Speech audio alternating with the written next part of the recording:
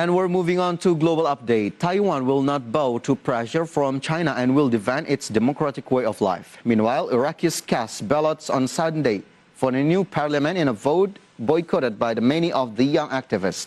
And more stories on today's International Minute. Taiwan will not bow to pressure from China and will defend its democratic way of life, President Tsai Ing-wen has said in a defiant speech amid heightened tensions over the island. Her remarks on Taiwan's National Day came after China's President Xi Jinping failed to fulfill reunification. China denounced Tsai's speech, saying it incited confrontation. Taiwan considers itself a sovereign state, while China views it as a breakaway province. Austria's Chancellor Sebastian Kurz has stepped down after pressure triggered by a corruption scandal. He has proposed Foreign Minister Alexander Schallenberg as his replacement.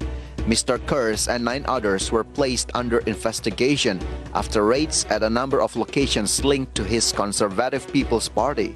He denies claims he used government money to ensure positive coverage in a tabloid newspaper.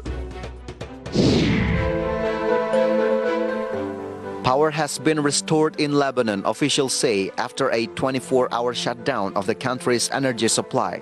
The Energy Ministry says the central bank has granted it $100 million of credit to buy fuel and keep its power stations operating. The power grid shut down yesterday and officials said it was unlikely to restart for several days.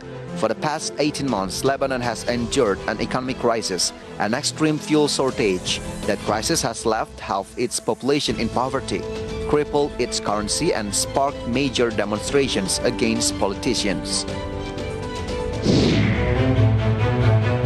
Iraqis cast ballots on Sunday for a new parliament in a vote boycotted by many of the young activists who thronged the streets 2 years earlier, calling for an end to corruption and mismanagement. The vote had been scheduled for next year but was brought forward in response to the popular uprising in the capital of Baghdad and southern provinces in late 2019.